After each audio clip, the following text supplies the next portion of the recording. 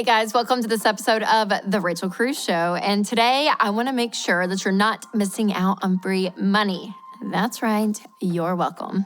I saw an article a couple months ago from CNBC saying that account interest rates have officially reached a 15-year high, but not as many Americans are benefiting from this as there should be. So some of you might be thinking, wait, how can high interest rates help anyone? Yep, but we're going to talk about how you can actually benefit from these crazy high interest rates. But first, let's talk about something else that you could benefit from. The game of telestrations. Why? Because who doesn't love a good game, you guys? And this is a really easy one too. So think about the game telephone, but with words and sketches.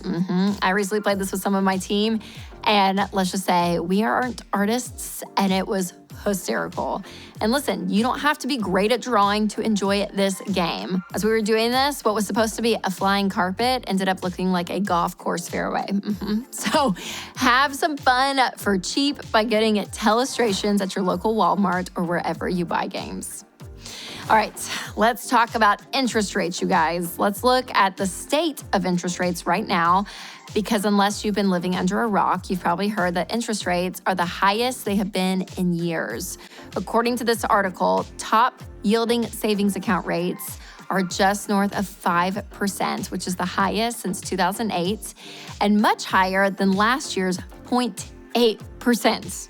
The Federal Reserve, or the Fed, has been raising rates periodically over the past year to offset inflation, which, again, sort of provides some temporary relief in some ways, but it doesn't fix the root of the problem. So, as you might expect, most of the responses have been pretty negative because high interest rates means it's really difficult for people to afford loans and afford the interest rates when it comes to debt. So this includes buying a home, taking out a loan for a car, consumer debt, credit card debt. Basically, anytime you're borrowing money, then you're paying thousands of dollars more because interest rates are higher.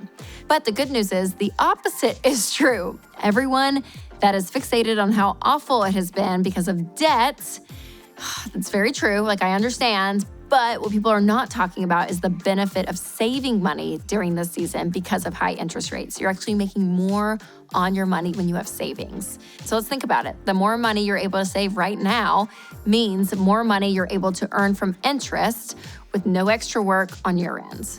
Just by keeping your money in the right place, you can let interest rates actually benefit you. So there are two places that I recommend keeping your savings long-term: a money market account or a high yield savings account. And these places are safe and provide great opportunity for some growth over time. So if you're familiar with the 7 baby steps, you know the very first step of your financial journey is to save a $1,000 emergency fund. This is your first goal, even if you have debt to pay off and a mortgage and everything. You want $1,000 first and foremost. And we say to keep this, again, in a place that you can get to quickly, because if an emergency happens, you want to be able to grab it. So you don't want to go and invest this in the market. You want to be able to get to it quickly. Now, once you've done that, and then you've paid off all of your debt except for your mortgage, you move on to baby step 3, which is building up a fully funded emergency fund of 3 to 6 months of expenses. Now, personally, I recommend accounting for monthly expenses only, but some people choose to do 3 to 6 months of income. Whatever works, we just want a good emergency fund in place. So now once you have that amount of money saved up, you're gonna have to think, okay, where am I gonna store this money safely so that it's there if I need it? So you can either transfer your emergency fund to a money market account or a high yield savings account. Now, these two accounts serve a similar purpose, but the big difference is the access you get to your money. So there is some small discrepancies between the two, like minimum balances and deposits, or even fees for withdrawing money, fluctuating interest rates, all of it. But since both accounts allow your money to be stored safely and earn interest over time, there's not necessarily a right or wrong method here. So I recommend doing just a little bit of research and figure out, okay, what are the pros and cons on each of these based on your priorities? So for example, high yield savings accounts sometimes have higher interest rates, which is awesome because again, your money's gonna grow and that's great.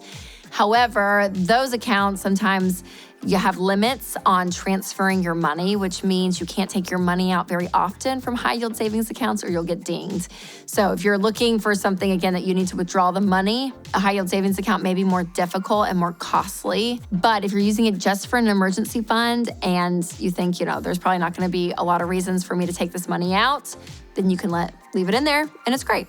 Now, on the other hand, money market accounts give you easier access to your money. So they come with checks, world checks, even a debit card. So you can actually take out a certain amount of money every single month. You can't use it for like a checking account. It's not that much that you can't withdraw that many times, but again, it's easier. So let's say that you've saved up money maybe for wedding expenses in a sinking fund. A money market account might be better for you because, again, it allows you to withdraw the money as you need it to a certain point. But keep in mind, money market accounts come with slightly lower interest rates than high yield savings accounts. So if you find that you're not taking advantage of the flexibility as much as you thought you would, then you may want to consider swapping it to a high yield savings account to earn more if the money's untouched. Plus, high yield savings accounts are FDIC insured while money market accounts are not. And although they're both still very low risk investments, it's still something you want to think through. So the bottom line is this: when you have your emergency funds in place, you need to be strategic about where you're keeping your money. Letting it sit in just a regular bank account or just a regular savings account, it's not great because, again, you could be earning money somewhere else. And don't forget, in addition to your emergency funds and your regular monthly savings, to keep it a habit, baby step 4 is when you invest your money, at least 15% of your money, into retirement. So this is like your 401k match at work, Roth IRAs, all that. So you definitely want to take advantage of those as soon as your emergency fund is complete. So talk about letting your interests work for you. Well, compound interest will do that, especially with retirement funds and wealth building and investing. It's incredible. So don't miss out on retirement investing and keep increasing your contributions as much as you can as your income goes up. All right, you guys, I think that does it. I don't want you missing out on some of this money that you could be making. So this information, again, is really important. So assess your situation and figure out, okay, what needs to happen here? Do I need to start an emergency fund? Maybe you have no savings, so you want to start. Maybe you say, gosh, I've been having it just in a savings account, a traditional savings account at my bank. Maybe I should look into a high yield savings account for more interest and actually make some money while it's sitting there. Maybe you need to ask, do you need to check on your retirement funds even and say, okay, are those doing what they should be doing? So wherever you are in your financial journey, make sure you are intentional. You're looking at situations, you're looking at your life and what's coming up in your season, and you're assessing the best place to put your money. And the best place to start making small changes is with a monthly budget. So you can download my favorite budgeting app, Every Dollar, for free. So try it out for a month and see what you think, because I guarantee you will see progress with your money if you've never budgeted before. It's incredible. You start to feel like you actually have control over your money. So send this video to a friend who loves nerding out on interest rates and all the things. They'll love this video. And for you guys, remember to take control of your money and create a life you love.